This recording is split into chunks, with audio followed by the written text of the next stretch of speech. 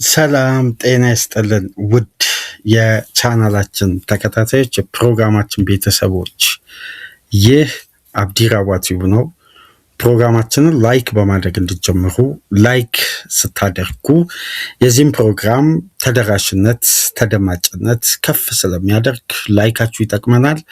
ላይክ እያደረጋችሁ እንድታደምጡን፣ አዲስ ከሆናችሁ ቻናላችንን ዛሬ ለከፈታችሁ ሰብስክራይብ በማድረግ የደወል ምልክቷን በመጫን የቻናላችን ቤተሰብ እንድትሆኑ በአክብሮት እየጋበዝን ይህንን ፕሮግራም ከሀገር ውጭ በባህር ማዶ የምታደምጡ ከሀገር ውጭ የምትገኙ የቻናላችን ተከታታዮች የሁል ጊዜ ድጋፋችሁን በሱፐር ስቲከር፣ ሱፐር ቻት፣ ሱፐር ታንክስ ለቻናላችን እንድታበረክቱ በአክብሮት እየጋበዝን የመጀመሪያ ክፍል የዕለተ ሰኞ ፕሮግራማችን ትኩረት የሚያደርገው ትላልቅ ክለቦችን ያፋጠጠው የአዩብ ቦኡዲ የዝውውር ሂደት የምንመለከት ይሆናል። የተጫዋቹ አስደናቂ ቅዳሜ ሌሊት በተደረገው ጨዋታ ከብራዚል ጋር ፍጹም አስደናቂ የሜዳ ውስጥ ብቃት ማሳየቱን ተከትሎ በሚስጥር የተያዙ ድርድሮች፣ ከበስተጀርባ የነበሩ ተጨባጭ እውነታዎች እንግዲህ ወደ ሚዲያ በተለያዩ ዘጋቢዎች በተጨበጠ የመረጃ ምንጮች መውጣት ጀምረዋል። ተቀባይነት ያላቸው ሰፊ ተደራሽነትን ያሰፉ ግዙፍ የእንግሊዝ ሚዲያ ጭምር ይሄ ተጫዋች ከብራዚል ጋር ባሳየው ፐርፎርማንስ የበለጠ መነጋገሪያ አርዕስት ሆኗል እና የተጫዋቹን ፈላጊ ክለቦች በተለይ ሁለቱ የእንግሊዝ ያለፉትን ሁለት የውድድር ዓመት ሻምፒዮን መሆን የቻሉት ሊቨርፑል እና አርሴናል አዩብ ቦኡዲን ለማስፈረም ከፍተኛ ጥረት ከበስተጀርባ እያደረጉ መሆኑን የበለጠ በተጨባጭ ዘጋቢዎች እና በዝውውር ዘገባዎች ታማኝነት ያላቸው የመረጃ ምንጮች እንግዲህ በስፋት እየዘገቡ ነው የሚገኙት። ይሄ ሞሮኮዊ የአማካይ ክፍል ተጫዋች አስደናቂ ፐርፎርማንስ ከብራዚል ጋር ማሳየቱ ብቻ ነው እንዴ ይሄን ተጫዋች ተፈላጊ ያደረገው? ይሄንንም ጉዳይ አፍታተን በብዙ መልኩ የምንመለከተው ፕሮግራም ነው። የተጫዋቹ ስካውቲንግ ሪፖርት ክለቦችን በዚህ ደረጃ ቀልብ የሳበው ገና በ18 ዓመቱ ሪስክ ያለውን ዝውውር ለመውሰድ ክለቦች ለመድፈር ያስገደዳቸው የተጫዋቹ አቅም ምን ቢሆን ነው የሚለውን ዘርዝረን እንመለከታለን። ማረፊያው የት ሊሆን ይችላል? ይሄንንም አሁን ካለው ተጨባጭ እውነታ እነ ፋብሪዚዮ ሮማኖ የእንግሊዙ ዴቪድ ኦርኒስተንም እነ ቤን ጃኮብስም በፈረንሳይ ሚዲያም የታመኑ እነ ሳንቲ አውናም ጨምሮ ከፉቶ መርካቶ በርካታ ዘጋቢዎች ስለዚህ ተጫዋች ያለውን ተጨባጭ እውነታ እያወጡ ነው የሚገኙት። ሁሉም የየራሳቸው ኤክስክሉሲቭ ኒውስ አለው። ይሄ ሞሮኮዊ አማካይ ምን ያክል ፖቴንሻል ቢኖሩ ነው? ያቺ የ90 ደቂቃ እንቅስቃሴ ብቻ ናት እንደ ይህን ተጫዋች ተፈላጊ ያደረገው? እነዚህን ጉዳዮች በዝርዝር የምንመለከት ይሆናል። አዩብ ቦኡዲን የተመለከተው የዝውውር መረጃችን የመጀመሪያ ክፍል ይሆናል። ከዚህ ፕሮግራም በመቀጠል በሌላ የዝውውር ሂደት እንግዲህ ማድሪድ አራተኛው ማድሪዲስታን አስፈርሟል። ዛሬ ኦፊሻሊ በሚከፈተው የዝውውር መስኮት በሰኞ ጁን 15 በይፋ እንግዲህ በእኛ ሰዓት አቆጣጠር ሌሊት 6 ሰዓት ከ1 ደቂቃ ሲሆን ኦፊሻሊ የዝውውር ሂደቶች ተከፍተዋል። ማንም ተጫዋች አሁን ላይ ኦፊሻሊ ሬጂስተር መደረግ ይችላል። ማድሪድ አራተኛውን ተጫዋች ባልተጠበቀ መልኩ በ36 ሰዓት ልዩነት ውስጥ የካታሎኒያው ክለብ ባርሴሎና ተወላጅ የአካዳሚ ውጤት የሆነውን የቼልሲ ንብረትን ማርክ ኩኩሬያን አራተኛ ተጫዋች በዚህ የዝውውር መስኮት ማስፈረም ችሏል። ጆዜን ተከትለው ኢብራሂም ኩናቴ፣ ዱምፍሪስ፣ በርናንዶ ሲልቫ፣ አሁን ደግሞ ማርክ ኩኩሬያ። ገና የዝውውር መስኮቱ ትናንት ሌሊት 6 ሰዓት ነው የተከፈተው። የሚያስገርም የማድሪድ የዝውውር ሂደትን ከዚህ ፕሮግራም በመቀጠል ይዘንላችሁ ምንመጣ ይሆናል። በሶስተኛ ክፍል እንግዲህ እስካሁን ድረስ ባለው የዓለም ዋንጫ ውድድር ላይ የተመለከትናቸውን ጉዳዮች ጠቅለል አድርገን የሁሉንም ጨዋታዎች እንመለከታለን። ምክንያቱም እያንዳንዱን ጨዋታ ወደ እናንተ ይዞ ለመምጣት ከሰዓቱም በኋላ ለአድማጮች ተደራሽ ለማድረግም አመቺ ስላልሆነ የአይቮሪ ኮስት እና ኢኳዶር ጨዋታ እስከተደረገበት ድረስ ያለውን ሙሉ የዓለም ዋንጫ ጠቅለል አድርገን የዓለም ዋንጫ እንዳሰሳ በሶስተኛ ክፍል የምናደርግ ይሆናል። በእነዚህ 3 ፕሮግራሞች ከእናንተ ጋር ዕለተሰኞን ቆይታ እናደርጋለን። እናንተ ላይክ፣ ሼር፣ ሰብስክራይብ ከሀገር ውጭ ያላችሁ ደግሞ በሱፐር ስቲከር፣ ሱፐር ቻት፣ ሱፐር ታንክስ ድጋፋችሁ አይለየን እያል የመጀመሪያ ክፍል ትኩረታችን እንግዲህ አዩብ በውዲን የተመለከተ መረጃ ይሆናል። ይሄ ተጫዋች በእጅጉ መነጋገሪያ አርዕስት ሆኗል። በተለይ ባለፉት 24 ሰዓታት 48 ሰዓት በጣም ከፍተኛ መነጋገሪያ በተለይ የቅዳሜ ሌሊቱ 7 ሰዓት የተደረገው የብራዚል እና ሞሮኮ 7 ሰዓት የተደረገው ጨዋታ በብዙ መልኩ በትዕይንት መጠናቀቁና የጨዋታው ትልቁ መነጋገሪያ አርዕስት የብራዚል ሱፐርስታሮች ሳይሆኑ በሞሮኮ የሚገኙ በትላልቅ ክለቦች እና አሽረፍ ሀኪሚ ሳይሆኑ አዩብ በውዲ ሆኖ ተጠናቋል። የጨዋታው ብርሃን ነበር። የጨዋታው ሙሉ ሞመንተም ተጫዋች በትላልቅ ኤክስፒሪየንስ፣ በዳበረ ልምድ፣ በዳበረ የግዙፍ ውድድር ኳሊቲን አሟልተው በያዙ ድንቅ ተጫዋቾች የተሟላው ብራዚል በአዩብ ፓሶችና በአዩብ ተቾች ተውጠው የብራዚል አማካዮች መብት ያተው አዩብ ለሞሮኮ መብቴ የሚያበጅ አማካይ ሆኖ መጠናቀቁ የዚህን ተጫዋች ብቃት፣ እድገት፣ ኳሊቲን ሁሉ ሚዲያዎች በጥልቀት መመልከት ጀምረው እንግዲህ አሁን ላይ ሚዲያው በጠቅላላ ከበሩ አዩብ በውዲ ሆኗል። ይሄ ተጫዋች ግን በዚህ ደረጃ ለምን ተፈላጊ ሆነ? ለምን በዚህ ደረጃ አነጋጋሪ ተጫዋች ሆነ? ስለ ተጫዋቹ ባክግራውንድ በርካታ ጉዳዮች እንግዲህ ባለፉት 24 ሰዓት ሲወራ ስለነበር ታደምጣላችሁ ብዬ አስባለሁ። ግን ወሳኝ የሚባሉ ነጥቦች ላይ እንወያይና ሁለቱ የእንግሊዝ ክለቦች መቼ ነበር ድርድራቸው ከተጫዋቹ ተወካዮች ጋር ያደረጉት? አሁን ላይስ በዓለም ዋንጫ ውድድር ላይ መገኘቱ ተጫዋቹን በተጫዋቹ የመልቀቂያ ዋጋ ላይ ሊል በጣም እንደምታውቁት ሻጭ ክለብ ነው።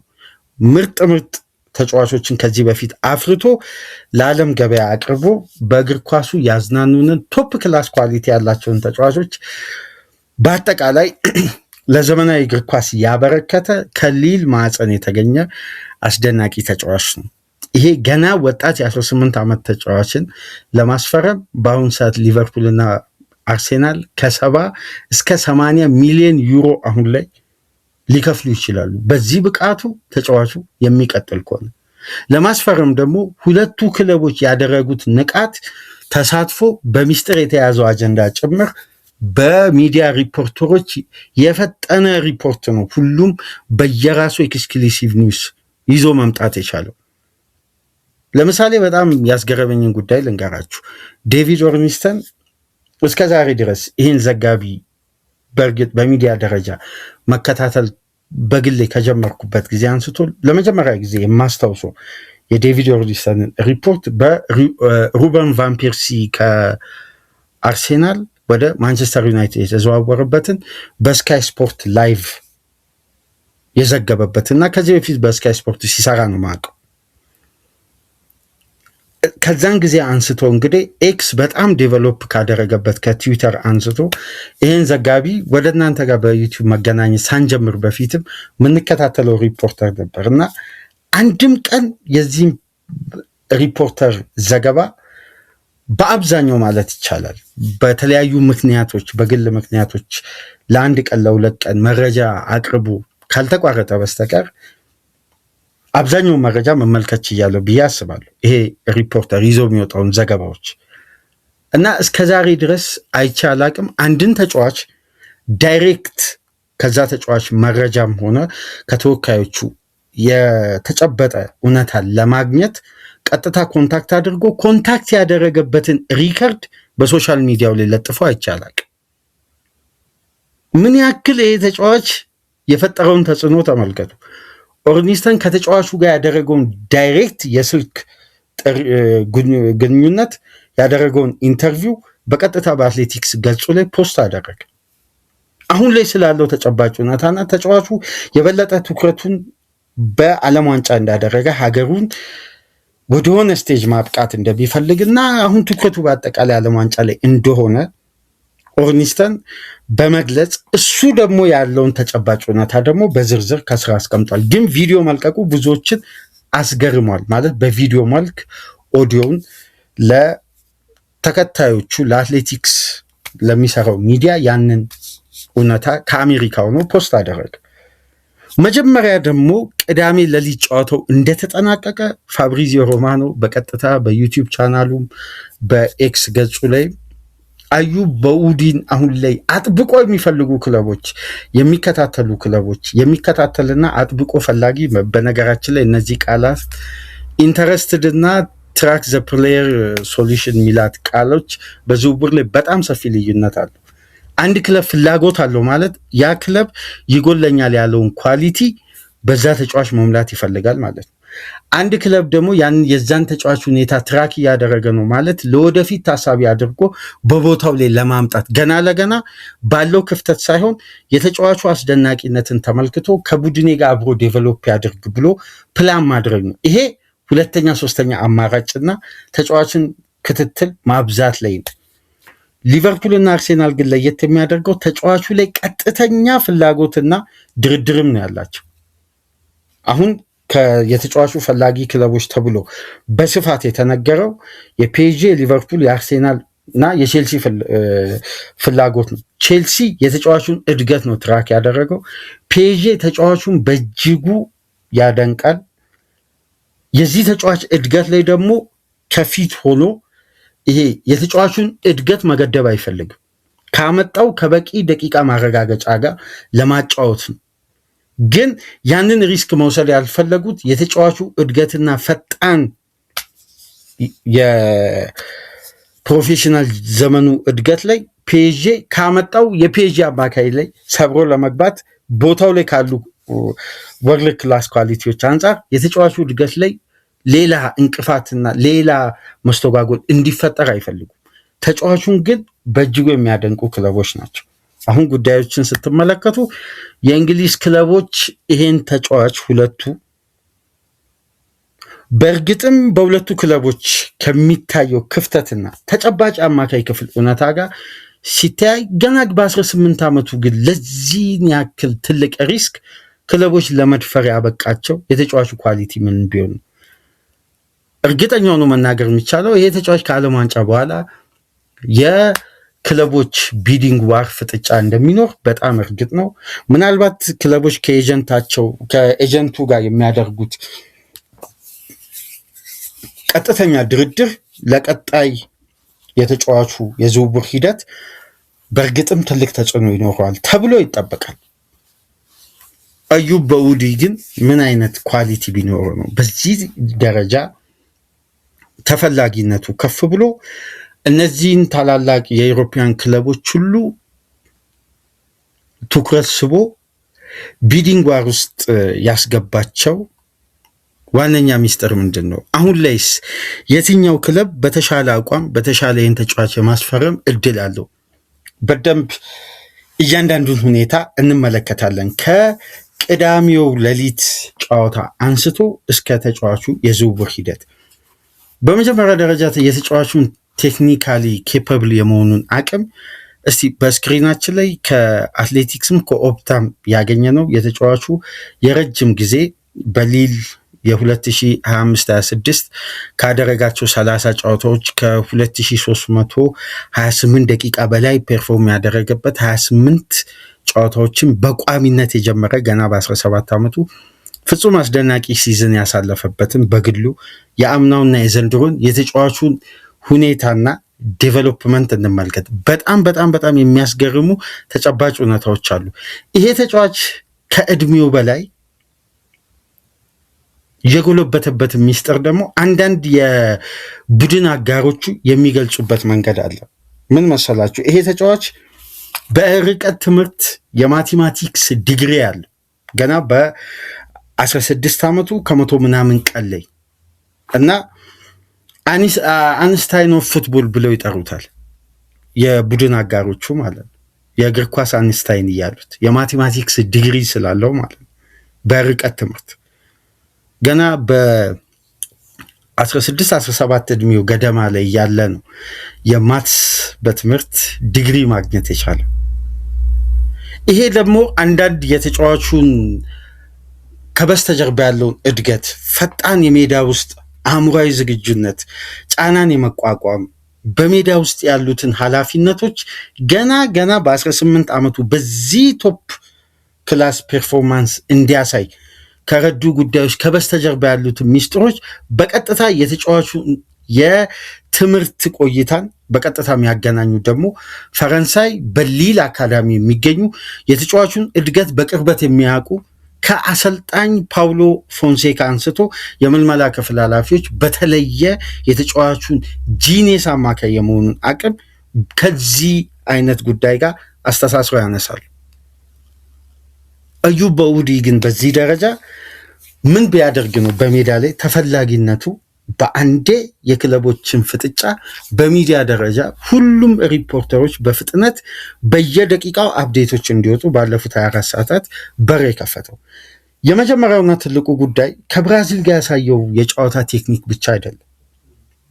ምናልባት ይሄ የዓለማችን ግዙፍ ውድድር ላይ ይሄ ተጫዋች በብዙ ርቀት በዚህ ግዙፍ ውድድር ላይ ደማቅ ታሪክ ያላት በየትውልዱ እየመጣ ይህን ውድድር ከረጅም ጊዜ በፊት ቢሆንም ድል ማድረግ የተቻለች በእግር ኳስ ያበረከተችው የአጨዋወት ሲስተም እና የቴክኒሽያን ተጫዋቾች እድገትን መሰረት ባደረገ ሁሌም የብሔራዊ ቡድን ጨዋታ በተለይ በዓለም ዋንጫ ትኩረት ከሚያገኙ ከፍተኛ ግምት ከሚሰጣቸው በተለይ በወቅቱ በሚኖራቸው ትውልድ ምክንያት ከፍተኛ ትኩረትና እምነት የሚጣልባቸው ሀገራት መካከል ግንባር ቀደም የምትቀመጠው ብራዚል ናት። ግን የብራዚል የቅዳሜው ሌሊት ፐርፎርማንስ ምላሽ ከመስጠት ይልቅ ጥያቄዎች የበዙበት ብሔራዊ ቡድን ሆኖ ነው የተጠናቀቀው። ይሄንን ደግሞ ካጋለጡ የተጋጣሚ ተጫዋቾች መካከል አንደኛና ግንባር ቀደም የሚቀመጠው አዩብ በኡዲ ገና 18 ዓመት ተጫዋች ብሩኖ ጊመሬስ፣ ካሴሚሮ፣ ፓኩዌታ ቋሚ ሆነው በተሰለፉበት ከዛም በኋላ እነ ሄነሪኪው ፋቢኒዮ ተቀይሮ በገቡበት እነ ኩኛ የአማካይ ክፍል ላይ ለ90 ደቂቃ በአንድ አይነት ቴምፐርመንት ልክ በየቡድኑ የአንድ ቡድን ዋንጫ አሸናፊነት፣ ተፎካካሪነት ፍጹም ምላሽ መስጠት በሚችልበት በእያንዳንዱ ግዙፍ ጨዋታ ላይ አስተማማኝ ውጤት ይዞ እንዲወጣ ከአንድ ቡድን የሚፈለገው ትልቁ የአማካይ ክፍል አቅም ምን ተብሎ የተሟላ አማካይ ምን ተብሎ ይጠራ ነበር? ምናልባት የምታስታውሱ ከሆነ በቅርብ ስለ አማካዮች የተሰራ አንድ ዶኩመንተሪ አለ ዩቲዩብ ላይ። ቴምፐርመንት ብለው ነው የሚጠሯቸው እነዛን አማካዮች። የጨዋታን ግለትም ሞመንተምም ዝግ ባለ ቴምፖ ውስጥም ሁሉንም የጨዋታውን ሁኔታ የሚቆጣጠር ተጫዋች፣ ማፍጠንም የሚችል ጨዋታውንም ዝግ ባለ ቴምፖ እንዲጀምር ማድረግ የሚችሉ የተጋጣሚንም ፕሬዠር መቋቋም የሚችል ተጋጣሚ ላይም በተቃራኒ ፕሬዠር መፍጠር የሚችል ተጫዋች እና በእንደነዚህ አይነት ግዙፍ ውድድሮች ግዙፍ ጨዋታዎች ላይ በጣም አእምሯዊ ዝግጁነታቸው ንቁ የሆኑ ተጫዋቾች ተጋጣሚ መቆጣጠር ይችላሉ በተቃራኒ ቡድን ውስጥ ሆኖ ይባላል። እና ለረጅም ዓመት በእግር ኳስ ከተመለከትናቸው የእንዲህ አይነት አማካዮች ውስጥ ምናልባት አእምሯችን ውስጥ እንዲህ አይነት ጉዳይ ስናነሳ ቀድሞ ሊመጣል የሚችለው ቶኒ ክሩስ፣ ዛቪ ሄርናንዴዝ፣ እነ ሉካ ሞድሪች በዚህ አይነት የጨዋታ ብሬን ቀድሞ የሚጫወት ተጫዋቾች እነ ጆርጂኒዮ አይነት ከዚህ በፊት ሁዋን ማኑዋል ሪኬልሜ የአርጀንቲናዊው አማካይ የነ በአባ ብዙ ከዚህ በፊት እኔ ባልመለከተውም ደርሼ ግን ሲነግረኝ የሪዶንዶን ሚና እና የበለጠ አዩብ በኡዲን ደግሞ በአርሴናል ቤትና በሊቨርፑል ቤት ሲመስል አርሴናል ገና ልክ የፋብሪ እድገት ላይ የሚታዩ አይነት ጉዳይ፣ በሊቨርፑል ቤት ደግሞ የሃሪ ሬድናፕ ልጅ ጂሚ ሬድናፕን ይህንን ሀሳብ የነገረኝ በነገራችን ላይ አባ ነው። እኔ ጂሚ ሬድናፕ ላይ ደርሼ አልተመለከትኩም፣ ግን ፋብሪን በተወሰነ መልኩ መመልከት ችያለሁ። ኦቱ ማሊያ አርሴናል በሚለብስበት ወቅት በሃይብሪ በሚጫወትበት የውድድር ዓመት እና የዚህን ተጫዋች የሜዳ ውስጥ የቴክኒክ አቅምን በብዙ መመዘኛዎች እንግዲህ እየገለጹ ነው። ለምን አርሴናልና ሊቨርፑል ግን አጥብቀው ፈለጉት? አሁን ላይ ያለውን የድርድር ስቴጅ እስቲ በቀጣይ ደግሞ እንመልከት። የመጀመሪያው ትልቁ የተጫዋቹ ፖቴንሻል ምን መሰላችሁ? የሚመጣውን የተጋጣሚ የማጥቃት እንቅስቃሴ መቁረጥ መቻል ወይም በተሰለፈበት ፖዚሽን የአማካይ ክፍል ላይ ያለው ንቃት የተጋጣሚን ለመጠቀም ያሰቡትን ፖዚሽን ብሎክ ማድረግ ብቻ አይደለም፣ ወደ ኳሱ ሪያክት የሚያደርግበት መንገድ ፋውል የማይሰራ ኳሷን ለማግኘት ግን በሚደረግ የጋራ ኳስ ጥንካሬ ላይ የማሸነፍ ፕሮባቢሊቲው ደግሞ የበለጠ በፐርሰንት ከፍ ያለ ገና የ18 ዓመት አማካይ በእንደነዚህ አይነት ኳሊቲዎች ሲመሰል በጣም ነው የሚያስገርመው። እድገቱ በጣም ፈጣን እንደሆነ ነው የሚያሳየው። ኳሶችን ካሸነፈ በኋላ አንድ በአብዛኛው ክለብ ውስጥ ከማንመለከታቸው ወይም በዓለም አቀፍ ደረጃ በሚደረጉ ግዙፍ ውድድሮች ላይ ሁሌም አሸናፊ ሁሌም ከፍ ብሎ የሚስተዋሉ የክለብ ጥንካሬዎች መካከል በዋነኝነት የሚነሳው ምንድን ነው? የአማካይ ክፍሉ ኳስ ከነጠቀ በኋላ ምን ማድረግ እንዳለበት ማሰብ የሚችል የአማካይ ክፍል ሁሌም ጨዋታዎችን ያሸንፋል። መንጠቅ ብቻ ዋስትና አይሆንም። ከነጠቀ በኋላ ያለው ስቴፕ ነው የበለጠ። እንደውም ምንድን ነው የሚሉት ክለቦች ለተጋጣሚ ትራንዚሽንን መፍቀድ ኳስን ካጣም በኋላ ሁሌም አደጋ ነው። ስለዚህ ቦል ሪከቨሪ እና ስፔስ ሪከቨሪ በጣም አሰልጣኞች ተጫዋቾች ላይ ከፍተኛ ሕግ የሚያበዙት።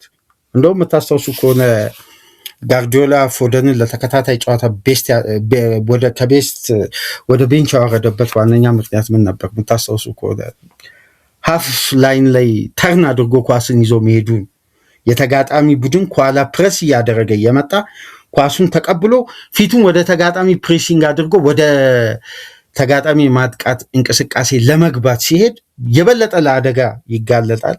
ያኔ የተነጠቁ ኳሶች ለተጋጣሚ ሃይ ተርኖቨር ለመልሶ ማጥቃት በጣም ስፔሶችንና በተለይ ሪከቨር የማይደረጉ ፖዚሽኖችን ያሳጣል። ስለዚህ ጋርዲዮላ ኳስ እንደተቀበለ አንድ ተጫዋች ወዲያው የሚዞር ከሆነ ጋርዲዮላ በጭራሽ ከዛ ተጫዋች ጋር መስለቅ አይፈልግም፣ ወይም ያን ተጫዋች ያስቀምጠዋል። ኳስ ከተቀበለ በኋላ መጀመሪያ የተጋጣሚን ቡድን ሴንስ አድርጎ ባክፓሱ ነው የሚቀለው የበለጠ ተርን አድርጎ ከመሮጥ ይልቅ ወይም ኳሱን ድሪብል አድርጎ ወደ ተጋጣሚ የመጫወቻ ስፔሶች ከመሄድ በፊት። ስለዚህ ከፎደን ጋር በዚህ አጫወት ምክንያት ጋርዲዮላ አልስማማ ብሎ በስተመጨረሻ ፎደንን ቤንች አደረገው በዘንድሮ በተጠናቀቀው ሲዝን። አሁን የዚህ ተጫዋች ትልቁ ኳሊቲ ኳስን ካሸነፈ በኋላ የፓሲንግ ኦፕሽን በጣም አማራጭ መፍጠር ይችላል። ይሄ ማድሪድ ቤት 3 ተከታታይ ሻምፒዮንስ ሊግ ዚዙ ሲያሸንፍ የካሴሜሮ ትልቁ ሚና የነበረው የተጋጣሚን የማጥቃት እንቅስቃሴን በአግባቡ ብሎክ ማድረግና ብሬክ ማድረግ። ከዛም በኋላ ያለውን ስትራቴጂ ክሩስና ሞድሪች በአስተማማኝ ሁኔታ ሜዳ ውስጥ ያሳካሉ። ከዛች ፒቮት ላይ እንዲርቅ አይፈልግም በምንም ተአምር።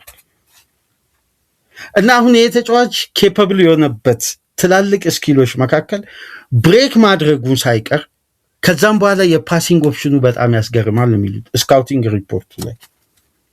ከዛም በኋላ የተጋጣሚን ጫና በእነዚህ እንቅስቃሴዎች ውስጥ ቡድኑ እንዲሻገር ማድረግና መብቴ መፍጠር ማለት።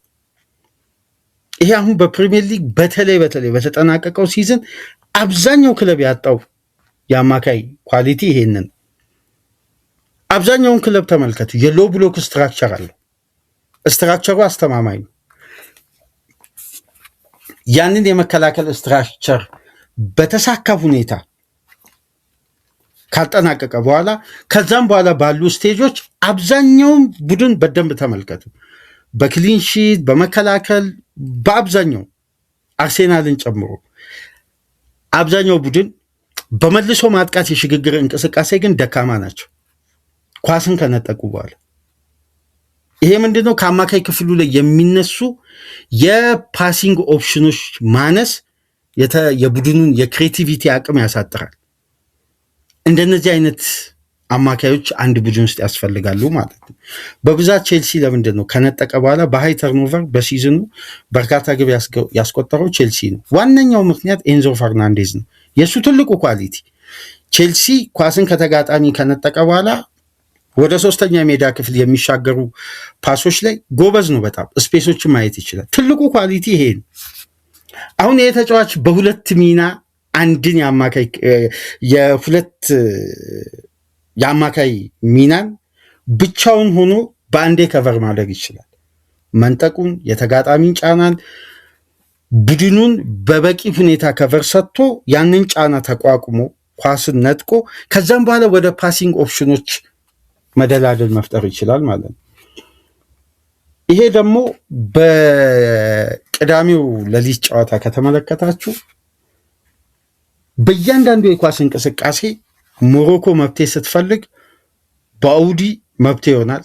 ብራዚል መብቴ ስትፈልግ ግን የባኡዲ ፕሬሲንግ እና ሃይ ሞመንተም ሲስተም ላይ ተጋላጭ ይሆናል። በደም ከተመለከታችሁ የብራዚል የአማካይ ክፍል በዚህ ደረጃ የተጋለጠውና የተበታተነው የዚህ ተጫዋች ፓሲንግ ሲኩዌንስ እና የብራዚል ማጥቃት ደግሞ የበለጠ ከዚህ ተጫዋች አደጋን የመቋቋምና ጫናን የመቋቋም ብልሃት መሻገር አለመቻላቸው ሲያጠቁም ሲጠቁም ብራዚሎች ባላንስ ማድረግ ያልቻሉት የዚህና ኤልነዊ የሮማ አማካይ ያላቸው መግባባት በእድሜም በኳሊቲም በብዙ ርቀት የብራዚል አማካዮች ይበልጣሉ። በዓለም አቀፍ ደረጃ ያላቸው ስመጥር ስታንዳርድ ተጫዋቾች ግን እንደ አማተር ተጫዋቾች ነበር ሜዳ ላይ በእነዚህ ወጣት ተጫዋቾች ተውጦ የተመለከትነው። ለዚህ ማረጋገጫ ከሚሆኑ ምክንያቶች መካከል ከ66 ፓስ ውስጥ 60ውን በስኬት አጠናቀቀ። 91% ፓስ አኩሬሲ። ይሄ አይደለም ያስገርመው። 16 ፓስ ሶስተኛ የሜዳ ክፍል አደረገ። 16ቱን በስኬት ተጠናቀቀ አታኪንግ ሰርድ ላይ። ይሄ ምን መሰላችሁ? ቅድም ያነሳውላችሁ ሐሳብ ከዲፌንሲቭ አክሽን ወደ አታኪንግ አክሽን መቀየር መቻል ማለት ነው። በሁለት ተጫዋቾች አንዳንድ ክለቦች ይሄ ሚና ሲወጡ እድለኛና ምርጥ ኳሊቲ ያላቸው በግዙፍ ውድድሮች ሻምፒዮን የሚሆኑ ክለቦች ያላቸው ትላልቅ ጥንካሬዎች መካከል ከመከላከል ዘርፍ በቀጥታ ወደ ማጥቃት መቀየር የሚችል የአንድ ተጫዋች የሜዳ ውስጥ በብሬን የመጫወት ኳሊቲ ማለት ነው። አሁን ፒኤስጂ ቤት የቪቲኛ ሚና ማለት ነው። ምክንያቱም በዲፌንሲቭ አክሽን በኩል ካያችሁ ቪቲኛ ሃይ ኢንተርሰፕሽን አያደርግም፣ ግን የተጋጣሚን ፕሬዠር ተቋቁሞ ቡድኑን ከአደጋም ሆነ ከተጋጣሚ ጫና እንዲወጣ ትልቁ ምላሽ ቪቲኛ ነው። ለዛ እኮ ነው ኳሊቲው በዓለም አቀፍ ደረጃ መነጋገሪያ የሚሆነው። ፓሶቹ ሁሉ ለፒኤስጂ መብቴ፣ ለተጋጣሚ ደግሞ በተቃራኒ አደጋ የሚሆን ፓስ ማለት ነው። አሁን የዚህን ተጫዋች ኳሊቲ በቪቲኛ ደረጃ እያወዳደርኩ አይደለም። በዚህ እድሜው ግን የሚሰራው አስደናቂ የሜዳው ስራ የዚህን ተጫዋች ተፈላጊነት በዋነኝነት ከፍ ያደረገው በእንደነዚህ አይነት ጥንካሬዎች መስተዋሉና ስካውቲንግ ሪፖርቱ ከዚህ ጋር በቀጥታ ተያያዥ መሆኑ ነው። ይሄ ብቻ አይደለም። በጨዋታው 6 ቦል ሪከቨሪ አድርጓል። የብራዚል የአማካይ ክፍል በአጠቃላይ በድምሩ ያደረገው ቦል ሪከቨሪ 9 ነው። ተመልከቱ። አጠቃላይ ስላችሁ ፓኩዌታ፣ ብሩኖ ጊማሬስ፣ ካሴሜሮ፣ ፋቢኒዮ ማለት ነው። ይሄ ተጫዋች ብቻውን 6 ሪከቨሪ ነው ያደረገው። 5 ኢንተርሰፕሽን ማድረግ ሲችል 9 ዱዌል አድርጓል። ከ9 ዱዌል ውስጥ 7ቱን ከነዚህ አማካዮች ጋር ነው ያደረገው። ገና እኮ 18 ዓመት ተጫዋች። የካሲሚሮን ኤክስፒሪየንስ ተመልከቱ። የብሩኖ ጊማሬስ በእንግሊዝ ፕሪሚየር ሊግ ትላልቅ ክለቦች የ100 ሚሊዮን ፓውንድ ተጫዋች ሲባል ነበር። የፓኩዌታን እና የፋቢኒዮንም ኤክስፒሪየንስ ተመልከቱ። የማድሪድ የአማካይ ክፍል የብራዚል የአማካይ ክፍል በዚህ ደረጃ ዲስጆይንት ሆኖ ያንን ጨዋታ ሲያጠናቅቅ የዚህ ተጫዋችም ልዩ አስተዋጽኦ በጨዋታው ላይ ተስተውሎ ነበር። ግን 96 ጨዋታ ገና በ18 ጨዋታው በ18 ዓመቱ 96 ጨዋታ ሲያደርግ ለሊል የተጫዋቹ አስደናቂ ኤክስፒሪየንስ የሚጀምረው ከምን መሰላችሁ? በአንፊልድ 2024-25 ዛሬ ላይ ሊቨርፑሎች 70 እስከ 80 ሚሊዮን ዩሮ እንከፍላለን ወደሚል ድምዳሜ ያደረሳቸው ዋነኛ ምክንያት ሊቨርፑል በዓለም ዋንጫ ቅዳሜ ሌሊት ከብራዚል ጋር ባውዲ በዛ ደረጃ ፐርፎርም ስላደረገ አይደለም። በነገራችን ላይ የተጫዋቹን ጉዳይ በሚስጥር ይዞ ከአንድ ዓመት በላይ የተጫዋቹን እድገት ሲከታተልና ካለፈው ጃንዋሪ ጀምሮ በቀጥታ ዳይሬክት ኮንታክቶችን በእርግጥም ሊቨርፑል እኔ የሚጎለኝ ትልቁ ኳሊቲ የዚህ ተጫዋች አይነት ዳይናሚክስ ነው ብሎ ከዚህ ተጫዋች ተወካዮች ጋር በተጨማሪም በቀጥታ ከሊል ጋር ግንኙነት የፈጠረው አንፊልድ ላይ 2024-25 የምታስታውሱ ከሆነ በሻምፒዮንስ ሊግ ምሽት ሊቨርፑል እና ሊል ባደረጉበት ጨዋታ በመጀመሪያ 45 ተጫዋቹ 34 ፓስ አደረገ፣ 34ቱም ተጠናቀቀ። የሊቨርፑልን የአማካይ ክፍል 9 ጊዜ በላይን ብሬኪንግ ፓስ ሊል እንዲሻገር አድርጓል። በሱ ላይን ብሬኪንግ ፓስ በአንፊልድ ድባብ በዛ ጫና ሊቨርፑል በዛ ሲዝን የሊጉ አሸናፊ ሆኗል። ፍጹም መዋሃድ፣ ፍጹም ቅንጅት የሚስተዋልበት የሳላ ከፍታ የነበረበት የቫንዳይክ ጥንካሬ፣ ሁሉም የተሟላ ቡድን በነበረበት ግን ይሄ ተጫዋች የአንፊልድ ኃላፊዎችና የበላይ ጠባቂዎችን ልብ መጀመሪያ የሰረቀበት ወይም ያሸፈተበት ትልቁ የተጫዋቹ አስደናቂ ብቃት የነበረው አንፊልድ ላይ ነው። ይሄን ተጫዋች መጀመሪያ ሊቨርፑል ራደር ውስጥ ያስገባው 2024-25 በአንፊልድ በነበረው ከሊል ጋር በነበረ ጨዋታ ነው። ተጫዋቹን በቅርበት መከታተል የጀመሩት። ከዛም በኋላ ይሄ ተጫዋች ከቦሩሲያ ዶርትመንድ ጋር በነበረው ጨዋታ የሊቨርፑል ኃላፊዎች በሲግናል ኢዱና ፓርክ ተገኝተው እንደገና ተጫዋቹን መመልመል ችሏል። በድጋሚ በዛው የውድድር ዓመት የማድሪድ ተከታታይ ጨዋታ ያለመሸነፍ ጉዞ ወይም ድል የማድረግ ተከታታይ ጨዋታ ጉዞ ለመጀመሪያ ጊዜ በተቋረጠበት በተደመደመበት የዩኤፋ ሻምፒዮንስ ሊግ ምሽት በአስገራሚ ሁኔታ ሊል ያን ጨዋታ ዶሚኔት ሲያደርግ ማድሪድ ግራ ተጋብቶ በዛ ጨዋታ ሲያጠናቅቅ የአዩብ በኡዲ ኳሊቲ ደግሞ አርሴናል ለመጀመሪያ ጊዜ ስካውት አደረገ። ተመልከቱ፣ አርሴናል ለመጀመሪያ ጊዜ ስካውት አደረገ ተጫዋቹን። ከዛ ከሊቨርፑል ጋር እኩል መከታተል የጀመረው ማለት ነው። እስከዛው ድረስ ግን የተጫዋቹን እድገት በእርግጥም በቅርበት ሊቨርፑል በትኩረት ይከታተለው እንደነበር የተለያዩ ዘገባዎች ላይ አትሌቲክስን ጨምሮ መመልከት ችለናል። እና ከቪላ ጋር ከጁቬ ጋር ያደረገውን ጨዋታ በእርግጥ የማድሪዱን እና የጁቬን ጨዋታ በደም ተመልክተናል። በዕለቱ ግዙፍ ጨዋታ ስለነበር ለሁለቱም ውጤቱ አንገብጋቢ ስለነበር እና ይህን ተጫዋች በዛን ወቅት አጋጣሚው ተፈጥሮ በስክሪናችን ላይ መመልከት ችለናል። ግን እስቲ ይህን ፕሮግራም የምታደምጡ የቻናላችን ተከታታዮች፣ በተለይ ደግሞ የአርሴናል ደጋፊዎች አንድ ፕሮግራም ላስታውሳችሁ።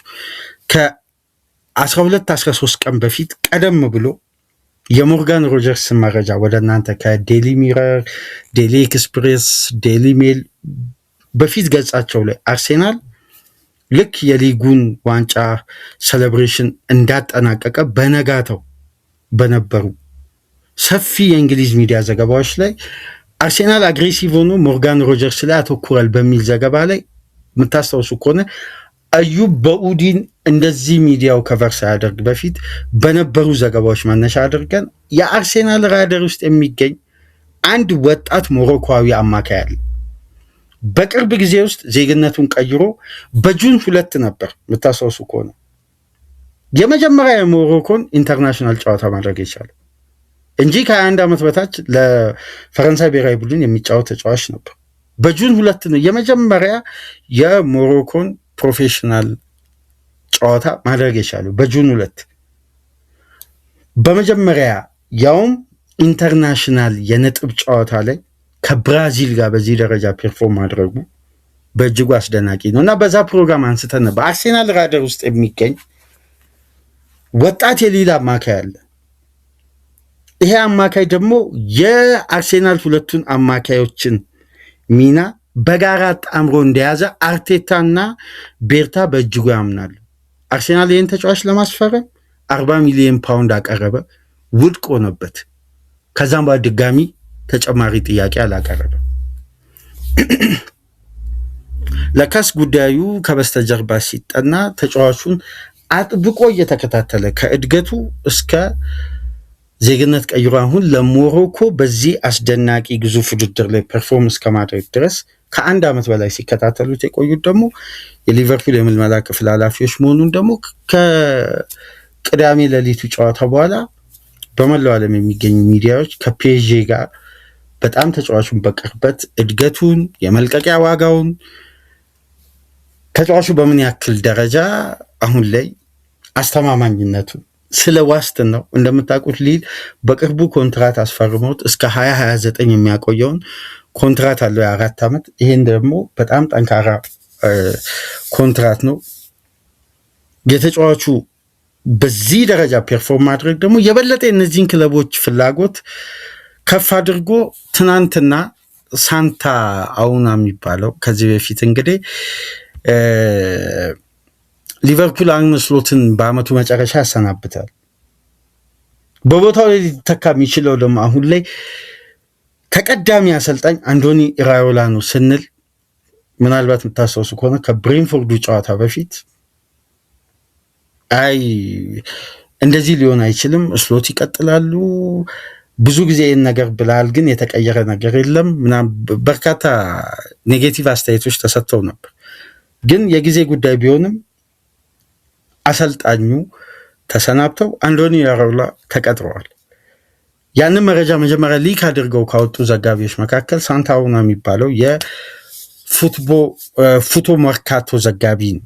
ይሄ ዘጋቢ ደግሞ ትናንትና እንደሚለው ከሆነ የሊቨርፑል ሪክሩትመንት አባላት በተለያዩ በተጫዋቹ ወገኖችና በውድድሩ አንዳንድ ግዙፍ አዘጋጅ አገራት በተለይ በውድድሩ ግዙፍ ተቋማት የወጣት ተጫዋቾችን እድገት በቅርበት ከሚከታተሉ ትላልቅ ተቋማት እና አንዳንድ ተጫዋቾች ለእይታ ለተለያዩ የምልመላ ሂደቶች ለክለቦች በቀጥታ ይቀርባሉ። ይህን ተጫዋች እስቲ ከአንተ ፕሮጀክት ጋር ተያይዞ የሚያድግ ይመስላል ተከታተሉት ተብሎ ከአንዳንድ ግዙፍ ተቋማት ወይም የአካዳሚ ተጫዋቾችን በዓለም አቀፍ ደረጃ በትኩረት ከሚከታተሉ ተቋማት ሪፖርት ለክለቦች ይላካል።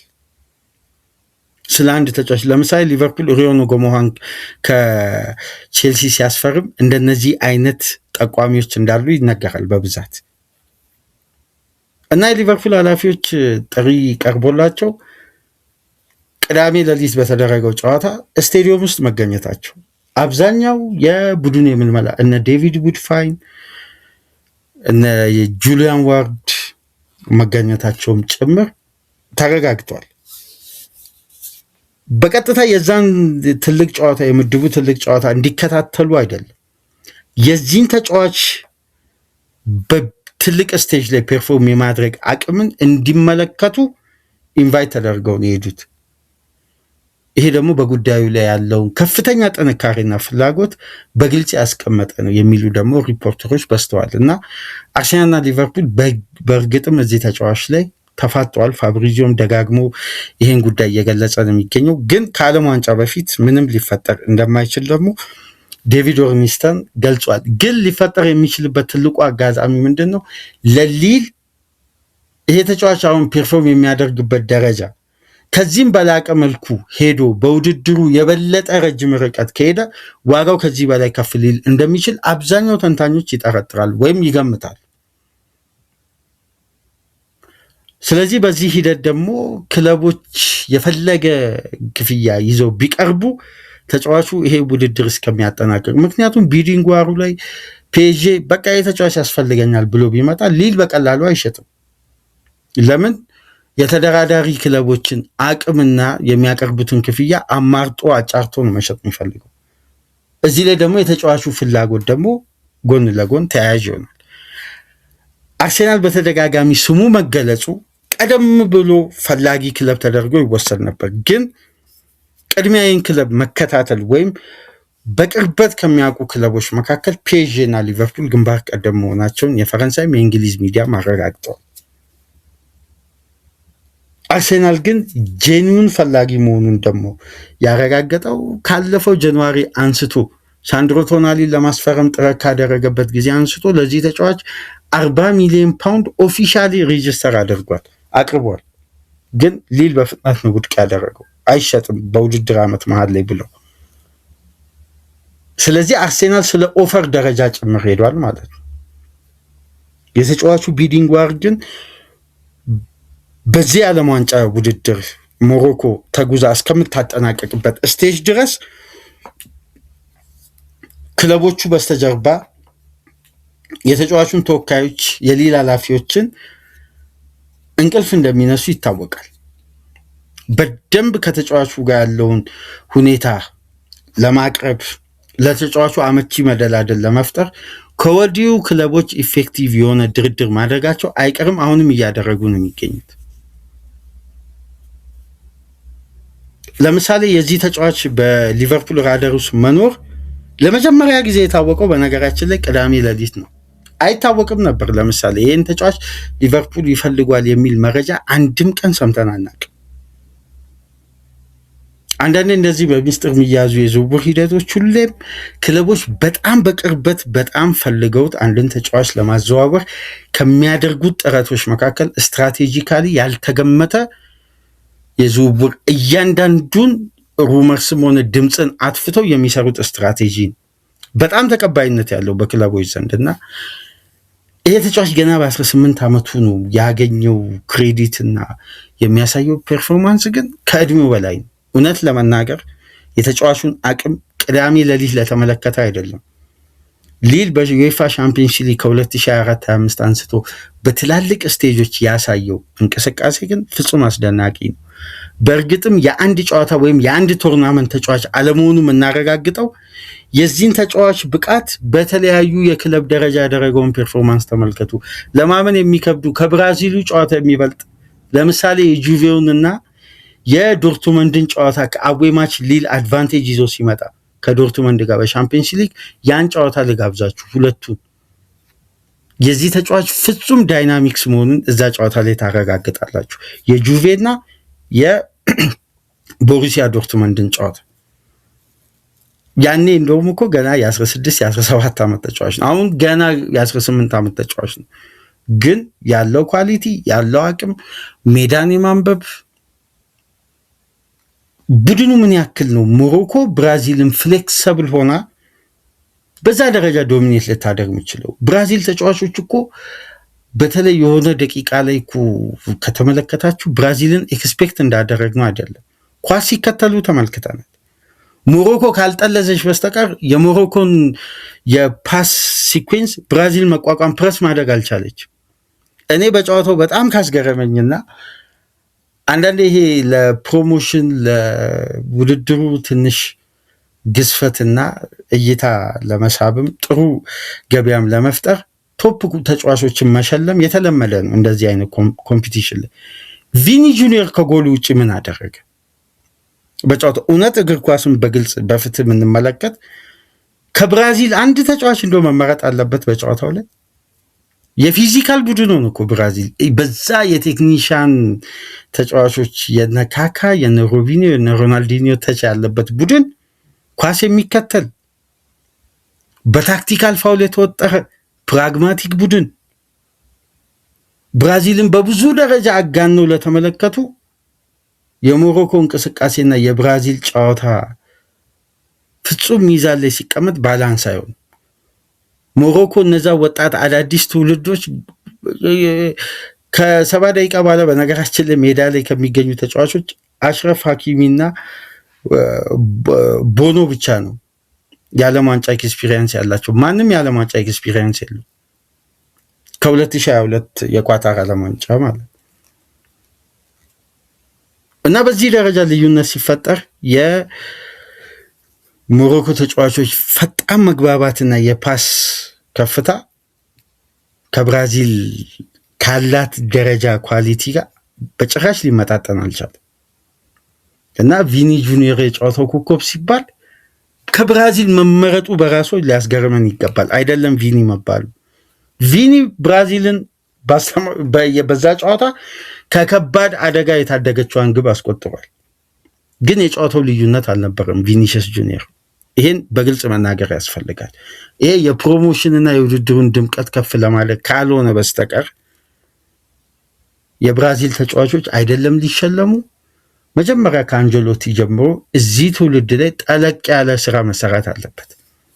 የብራዚል የአማካይ ክፍል በዛ ደረጃ ተበታትኖ እንደማየት በጣም በጣም የሚያሳዝን ይሄ የጀኔሬሽን እጦት ነው። እግር ኳሳ ላይ ብራዚል በደንብ አለመስራቷ ነው የሚያሳዩ። ሁለቱ ፉልባኮች አሁን ማርሴሎ በአንድ ወቅት ዳኒ አልቬስ እና ማርሴሎ የተመላለሱበት ፉልባክ ይመስላል እንደ ካርሎስ እና ካፉ የነበሩበት ፉልባክ ይመስላል። ይበኔዝ እና ከዛም በኋላ ዳንኤሎ ተቀይሮ ገባ። ምን አይነት ፉልባኮች እንደነበሩ ምን ያክል የብራዚል ትውልድ አደጋ ውስጥ እንዳለ የምትመለከቱት። የአማካይ ክፍሉ ኦቨር ፊዚካል እና አግሬሲቭ ከመሆናቸው የተነሳ ፓሲንግ ሲኩዌንሳቸው በጣም ለፕሬሲንግ ተጋላጭ ነው። በቀላል ፕሬሲንግ ይነጠቃሉ ኳስ በነዛ ደቃቃ ወጣት ተጫዋቾች ማለት ነው። ይሄ ምናልባት ለብራዚል እግር ኳስ ትልቁ አላርም ነው። እስቲ አድማጮች እንደውም የቅዳሜው ሌሊት ጨዋታ ለተመለከታችሁ አንድ ጉዳይ በግልጽ እንወያይ። እዚህ ጋር የዩሮፒያን ክለቦች ቢሆኑ ብራዚልን አያዋርዱ በዛ ሌሊት ጨዋታ። ለምሳሌ የስፔን አይነት ግብ ላይ ሲሪየስ የሆነ ቡድን 5 አግብቶ ለ6ኛ የሚጫወት አይነት ቡድን፣ የጀርመን ብሔራዊ ቡድን አይነት፣ የፈረንሳይ አይነት አታኪንግ ሰርድ ሞሮኮ ቢኖራት። ምክንያቱም የባርሳ አካዳሚ ውጤት የሆነው ከውድድሩ 1 ወር ባልሞላ ጊዜ ውስጥ ውድድሩ ሊጀምር ሲል በከባድ ጉዳት ከውድድሩ ውጭ የሆነው የሪያል ቤቲሱ የክንፍ ተጫዋች ስሙ ጠፋብኝ። እነሱ ተጫዋቾች ምናምን የሉ። ከ2022 የኳታር ዓለም ዋንጫ እነ ሶፊያን ቡፋል፣ እነ ሐኪም ዚያች፣ እነ ዚሪ ምናምን የሉ። እነዚህ ተጫዋቾች በአዲስ ጀነሬሽን በአዲስ አሰልጣኝ ነው የመጣችው።